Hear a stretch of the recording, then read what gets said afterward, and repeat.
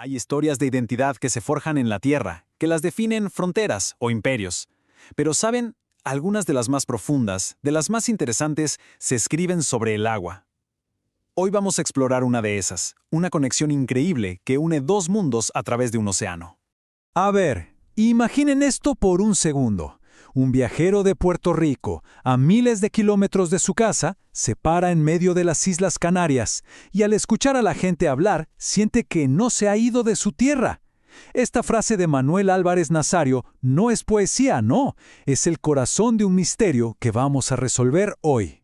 Y esa, claro, es la gran pregunta. ¿Cómo puede ser que dos lugares con el inmenso Atlántico de por medio suenen y se sientan tan parecidos? Miren, la respuesta es fascinante. Desafía lo que creemos saber sobre geografía y cultura, y nos lleva por un viaje de 500 años.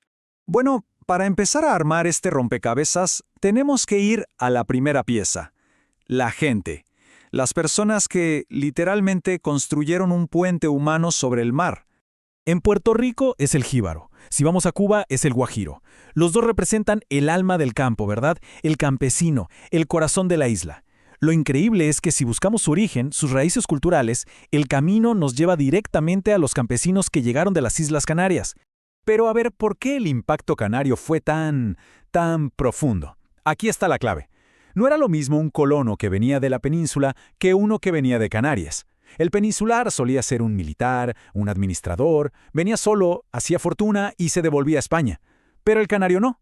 El canario llegaba con toda su familia. No venían de paso, venían para quedarse, para echar raíces y trabajar la tierra.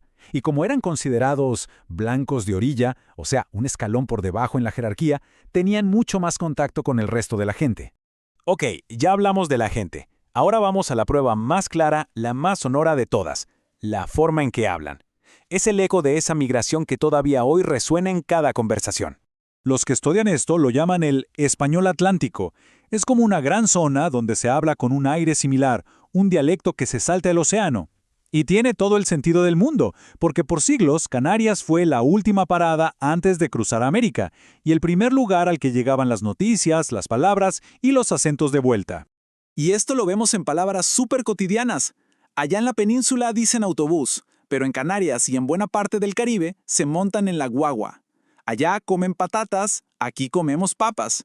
O guardan las cosas en cajones, mientras que de este lado del charco usamos gavetas. Son pequeñas pistas que dibujan un mapa cultural compartido. Pero no son solo las palabras, es la música del idioma, ¿no? Ese cantito, la forma de aspirar la S al final, que convierte los brazos en los brazos, el uso de ustedes para todo, olvidándose del vosotros, o incluso cómo a veces la L y la R suenan casi igual al final de una sílaba. Esa es la huella digital de una herencia común. Y claro, esta conexión fue mucho más allá. Fue un ir y venir constante de creencias, de ritmos, de mitos. Un diálogo que cruzó el Atlántico en las dos direcciones. Un ejemplo increíble es el de la Virgen de la Candelaria. Ella es la patrona de Canarias, pero su culto no se quedó allí. Viajó en los barcos con los migrantes y al llegar al Caribe se mezcló de formas fascinantes. En Cuba, por ejemplo, se sincretizó con deidades de la santería. ¡Impresionante! Pero ojo, que el puente era de doble vía.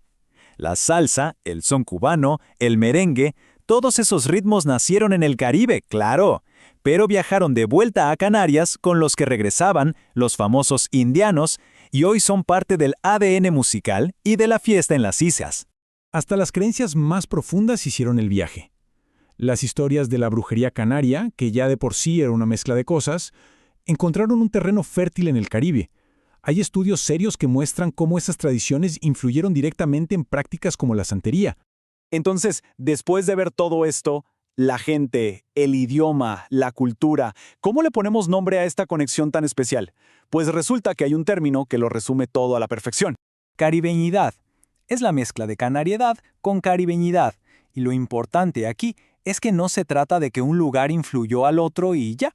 No, fue un desarrollo en paralelo, una identidad que se fue construyendo al mismo tiempo en las dos orillas del Atlántico durante medio milenio. Es la respuesta a la pregunta del principio. Y esto no pasó de un día para otro, fue una conversación larguísima. Empezó con los primeros viajes, siguió con las grandes migraciones que crearon al jíbaro y al guajiro. E incluso canarios participaron en las luchas de independencia del Caribe, y todo culminó con el regreso del indiano, que trajo un pedacito del Caribe de vuelta a casa. Fue un proceso de siglos. Y todo esto nos deja pensando, ¿no? La historia de la canaribeñidad nos enseña que las identidades son mucho más complejas y fluidas de lo que pensamos. Nos demuestra que un océano que parece una barrera insalvable, en realidad puede ser el puente que une y crea una cultura común. Así que la pregunta que queda en el aire es, ¿cuántos otros puentes como este existen por ahí esperando a que aprendamos a verlos?